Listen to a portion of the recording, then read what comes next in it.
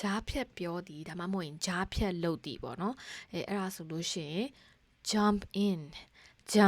in ပေါ့နော် jump in ကကြားဖြတ်ပြောတာကြားဖြတ်လုပ်တယ်ကိုပြောချင်တာပေါ့နော်ဥပမာလေးနဲ့ကြည့်ကြည့်ရအောင် Don't hesitate to jump in if you have any questions ပေါ့နော် if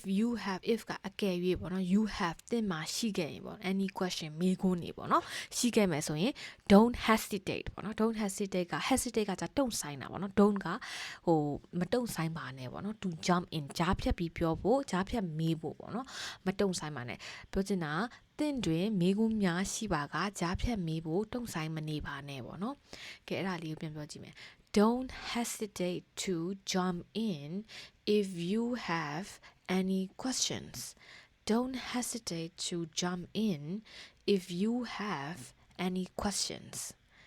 Okay. အဲ့ဆိုရင်နောက်တစ်ခုသွားကြည့်မယ်အခမဲ့ပေးတယ်ပေါ့နော်ဒါမှမဟုတ်ရင်လှူဒန်းတယ်ပေါ့နော်အဲ့ဒါဆိုလို့ရှိရင် give away လို့ပြောရပေါ့နော်ဥပမာလေးနဲ့ကြည့်မယ် They're giving away free ice cream at the park today ဒီနေ့ပေါ့နော် at the park ပေါ့နော်ပန်းခြံမှာပေါ့ free ice cream ပေါ့နော်ရေခဲမုတ်တွေ free ပေါ့အခမဲ့ပေါ့နော် giving away อ่ะကြာဒီမှာကျတော့လှူဒန်းတယ်မဟုတ်ဘူးเนาะဝေပေးတယ်ပေါ့နော် giving away အခမဲ့ပေးတယ်ဝေတယ်ပေါ့နော်အဲ့ဒါကိုပြောချင်တာကဲပြန်ပြောကြည့်မယ်နော် They are giving away free ice cream at the park today They are giving away free ice cream at the park today ကဲနောက်တစ်ခုပြောကြည့်မယ်နော်ဆက်လက်လှုပ်ဆောင်တာကို go ahead အဲ့ဒါကဆက်လက်လှုပ်ဆောင်တာပေါ့နော်ဥပမာနဲ့ကြည့်မယ် You go ahead and do your job You go ahead ပေါ့နော်ဆက်လုပ်ပေါ့နော် and do your job မင်းရဲ့အလုပ်ကိုပေါ့နော်ပြောချင်တာမင်းရဲ့အလုပ်ကိုမင်းဆက်လုပ်ပါပေါ့နော် You go ahead and do your job You go ahead and do your job Okay နောက်တစ်ခုပြောကြည့်မယ်မထင်မှတ်ဖဲတွေ့ရှိရပါတော့မထင်မှတ်ဖဲကိုကမြင်လိုက်တယ်တွေ့လိုက်တယ်အဲ့ဒါဆိုရင် come across ပေါ့နော် come across မထင်မှတ်ဖဲနဲ့တွေ့လိုက်တယ်ပေါ့နော် I come across a group of children playing I ကျွန်တော်ပေါ့နော် come across မထင်မှတ်ဖဲနဲ့မြင်လိုက်တယ်ဘာကိုမြင်လိုက်လဲ a group of children ပေါ့နော်ကလေးတစုပေါ့နော်playing ဆော့ကစားနေတာပေါ့နော်ကလေးတစုဆော့ကစားနေတာကိုကျွန်တော်မထင်မှတ်ဘဲနဲ့တွေးလိုက်တယ်ပေါ့နော်မထင်မှတ်ဘဲမြင်လိုက်တယ်တွေးလိုက်တယ်ပေါ့နော်ပြောကြည့်မယ် I come across a group of children playing I come across a group of children playing ကဲနောက်တစ်ခုသွားကြည့်မယ်ကြွားဝါတာပေါ့နော်ကြွားဝါတာကိုဘယ်လိုပြောလဲဆိုရင် show off show ဆိုတာပြတာပေါ့နော် off ပေါ့နော် show နှစ်ခုပေါင်းလိုက်ရင်ကြွားဝါတာ show offဥပမာဆိုရင် He likes to show off how well he speaks English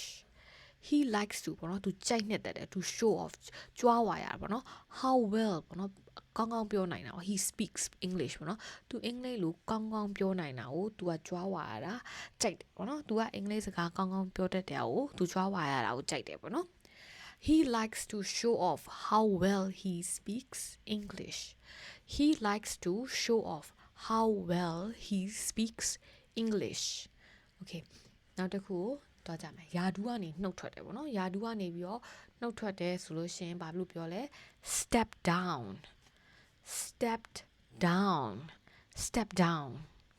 ဥမာနဲ့ပြောကြည့်မယ်နော် He agreed to step down as managing director ပေါ့နော် managing director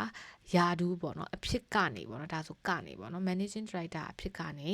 he agreed ဆိုတာသဘောတူတယ် step down ယာဒူးကနေဟိုနှုတ်ထွက်ဖို့ပေါ့နော် managing director ယာဒူးကနေပြီးတော့နှုတ်ထွက်ဖို့လို့သူသဘောတူတယ်ပေါ့နော်သူသဘောတူခဲ့တယ် He agreed to step down as managing director He agreed to step down as managing director နောက်တစ်ခုပြောကြည့်မယ်အရေးမကြီးတယ်လို့လစ်လျူရှုလိုက်တာပေါ့နော်ကိုကအရေးမကြီးလို့တခုခုကိုလစ်လျူရှုတာကိုဘယ်လိုခေါ်လဲ brush off ဥပမာနဲ့ပြောကြည့်မယ်နော် She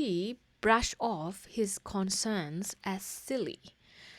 she သူမကပေါ့နော် his concern ပေါ့နော်သူရဲ့စိုးရိမ် concern ဆိုတာစိုးရိမ်မှုတွေပေါ့နော် as silly ဆိုတာဟာတာပေါ့နော်ယူမိုက်တဲ့ရေစရာပေါ့အဲ့လိုမျိုးပေါ့ပြဟိုလစ်လျူရှူလိုက်တာပေါ့နော် brush off သူဟိုရေစရာအနေနဲ့လစ်လျူရှူတယ်ပြစ်ချလိုက်တယ်ပေါ့နော်ပြစ်ပယ်ချလိုက်တယ်ပေါ့နော်အဲ့ဒါ she brush off his concerns as silly she brushed off his concerns as silly နောက်တစ်ခုပြောကြည့်မယ်အချိန်ဆွဲနေတာပေါ့နော်အချိန်ဆွဲနေတာကိုဘယ်လိုခေါ်လဲ drag on okay example လေးပေါ့နော် his trial has been dragged on for 6 months his trial ဆိုတာယုံကြည်ပေါ့နော်တရားဟိုဟာတွေမှာဆိုယုံကြည်နေပေါ့ပေးရလေအဲ့တော့သူ့ရဲ့ယုံကြည်က has been dragged on ပေါ့နော်6လတောင်ကြာသွားတယ်ပေါ့နော်ဟိုရွှေ့ဆိုင်ခံ drag on ဆိုတာရွှေ့ဆိုင်ခံရတဲ့အချိန်ဆွဲခံရတယ်ပေါ့နော် for 6 months ဆို6လပေါ့နော်ပြောချင်တာသူ့ရဲ့ယုံကြည်က6လတောင်ကြာပြီးရွှေ့ဆိုင်သွားတယ်ပေါ့နော်အဲ့ဒါကပြန်ပြောကြည့်မယ်His trial has been dragged on for 6 months. His trial has been dragged on for 6 months. Okay နောက်တစ်ခုပြောကြည့်မယ်ပေါ့နော်လိုက်မိအောင်လုပ်တာဒါမှမဟုတ်အချက်လက်အသစ်တွေကိုလေ့လာတာပေါ့နော်အဲ့ဒါဆိုရင်ဘာလို့ခေါ်လဲ catch up on ဥပမာလေးနဲ့ပြောကြည့်မယ်နော် I will catch up on my email after I come back from my leave I will catch up on my email ပေါ့နော်ငါ email ကိုပြန်လာရင်email ကိုလိုက်မိအောင်လုပ်မယ်မဟုတ်ဘူးပေါ့နော်ဒီမှာကျ email ဆိုတော့စစ်တာပေါ့နော် email ကိုစစ်မယ်ပေါ့ after ဆိုတာပြီးရင်ပေါ့နော် I come back from my leave ပေါ့နော် I come back from my leave ကကျခွင့်ပေါ့နော်ငါရဲ့ခွင့်ကနေပြီးငါပြန်လာပြီးရဲ့နောက်ပိုင်းမှာငါ email ကိုစစ်မယ်ပေါ့နော်သူ email ကိုလိုက်မိအောင်သူလုပ်စစ်ပါမယ်ပေါ့ email တွေအများကြီးဝင်နေသူရအောင်စစ်ပါမယ်ပေါ့အဲ့ဒါကိုပြောချင်တာခဲပြန်ဆိုကြည့်မယ်နော်I'll catch up on my email after I come back from my leaves. I'll catch up on my email after I come back from my leaves. Okay, အဲ့ဆိုနောက်တစ်ခုကိုတွားကြည့်မယ်နော်။နောက်ကပင်မနှွမ်းနေစေတာပေါ့နော်။ကိုယ်ပင်မနှွမ်းနေစေတာကို wear down လို့ခေါ်တယ်။ wear down. Okay, example လေးကြည့်မယ်ပေါ့နော် The constant noise began to wear down his patience. The constant ဆိုတာအစင်မပြတ်ပေါ့ noise ကကြာဆူညံတယ်နေပေါ့နော်ဒီ the constant noise ကဒီအစင်မပြတ်ဆူညံနေတဲ့အတန်နေပေါ့နော် began to wear down his patience ကကြာသူ့ရဲ့သီးခံနိုင်စွမ်းပေါ့နော် wear down သူ့ရဲ့သီးခံနိုင်စွမ်းဒီမှာကြာပင်မနှမ်းနေစေတာမဟုတ်သူ့ရဲ့သီးခံနိုင်စွမ်းကိုကုံဆုံးစေတာပေါ့ဒီမှာကျတော့ကုံဆုံးစေတယ်ပေါ့နော်ဒီ sentence မှာကျတော့began to wear down ပေါ့နော်အဲ့ဒါအဆက်မပြတ်ဆူညံတဲ့အတန်ကြောင့်သူ့ရဲ့စိတ်ရှည်သီးခံနိုင်စွမ်းတွေကုံဆုံးလာတယ်အဲ့ဒါကိုပြောချင်တာပေါ့နော် The constant noise began to wear down his patience The constant noise began to wear down his patience Okay နောက်တစ်ခုပြောမယ်မထင်မှတ်ဖဲနဲ့တွေးဆုံတာပေါ့နော်မထင်မှတ်ဖဲနဲ့ကိုကမြင်လိုက်တယ်တွေးဆုံတယ်ဆိုရင် run into Okay အဲ့ဆိုပြောကြည့်example လေးလာကြည့်မယ်နော် They agreed to sell the house last year after they ran into financial problems ပေါ့နော် after ဆိုတာပြီးတဲ့နောက်ပိုင်းပေါ့နော်ဘာပြီးတဲ့နောက်ပိုင်း they ran into financial problem ပေါ့ငွေကြေးပြဿနာပေါ့နော် financial ငွေကြေးပေါ့ problem ကပြဿနာငွေကြေးပြဿနာ ran into ကမထင်မှတ်ဖဲနဲ့ရင်ဆိုင်ရတာပေါ့နော် after ရင်ဆိုင်ပြီးတဲ့နောက်ပိုင်းပေါ့နော် they agreed to ဆိုတော့ they agreed သူတို့တွေကသဘောတူခဲ့တယ်ဘာလို့ဖို့လဲဆို to sell the house ပေါ့နော်အိမ်ကိုရောင်းဖို့လို့ last year ပေါ့မှနှစ်ကပြီးခဲ့တဲ့နှစ်ကပေါ့နော် last ကမှနှစ်က years နှစ်ပေါ့နော်အဲ့တော့ပြောချင်တာငွေကြေးပြဿနာတွေရင်ဆိုင်ရပြီးရဲ့နောက်ပိုင်းမှာသူကအိမ်ကိုရောင်းဖို့လို့ပေါ့နော်သဘောတူခဲ့တယ်ပေါ့သူတို့တွေကသဘောတူခဲ့တယ်ပြီးခဲ့တဲ့နှစ်ကပေါ့နော်သူတို့တွေကအိမ်ကိုရောင်းဖို့လို့သဘောတူခဲ့တယ်ပေါ့နော်ပြောကြည့်မယ်နော် They agreed to sell the house last year after they ran into financial problems They agreed to sell the house last year after they ran into financial problemsနောက်တစ်ခုသွားကြည့်မယ်လမ်းခွဲတယ်ဒါမှမဟုတ်လို့ရှိရင်ဆက်ဆံရေးကိုအဆုံးသတ်တယ်ပေါ့နော်အဲ့ဒါဆိုရင် break up ပေါ့နော် break up လို့ခေါ်တယ် example ပေါ့နော် example လေးကကြတော့ after the breakup of her marriage she moved abroad after ပေါ့နော်ဖြစ်ပြီးရဲ့နောက်ပိုင်းဘာလဲဆို break up of her marriage ကကြအိမ်တောင်ရေးပေါ့နော် break up ကကြအိမ်တောင်ရေးဆိုတော့ပြိုကွဲတာပေါ့နော်အိမ်တောင်ရေးပြိုကွဲပြီးသူမရဲ့အိမ်တောင်ရေးပြိုကွဲပြီးရဲ့နောက်ပိုင်းမှာပေါ့နော် she move ပေါ့နော်သူမက move ကကြတော့ဟိုပြောင်းရွှေ့သွားတယ် abroad နိုင်ငံခြားကိုပြောင်းရွှေ့သွားတယ်ပေါ့နော်သူမရဲ့အိမ်တောင်ရေးပြိုကွဲပြီးရဲ့နောက်ပိုင်းမှာသူမကနိုင်ငံခြားကိုပြောင်းရွှေ့သွားတယ်ပေါ့နော်အဲ့ဒါကိုပြောချင်တာ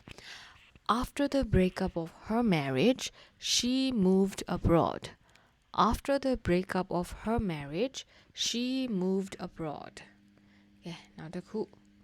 ဝင်ရောက်ခွင့်ပြုတယ်ပေါ့နော်ဝင်ရောက်ခွင့်ပြုတယ်ဆိုလို့ရှိရင် let in ပေါ့နော် let in ဒီမှာဆိုလို့ရှိရင် let နဲ့ in ရဲ့ကြားထဲမှာပေါ့နော်ကိုဘသူ့ကိုဝင်ပြုတာလဲအဲ့ဒါကိုထည့်လို့ရတယ်ပေါ့နော် let in ဥပမာပြမယ်ပေါ့နော်ဥပမာမှာဆိုရင် she opened the gate and let the dog in ပေါ့နော်ဒီမှာဆိုရှင် let နဲ့ in နဲ့ကြားမှာကိုဝင်ပေးခြင်းနဲ့ဟိုပေါ့ဟိုလူဒါမှမဟုတ်လို့ရှင်ခွေးပေါ့နော်အဲ့လိုမျိုးကိုထည့်လို့ရတယ်ပေါ့နော်အဲ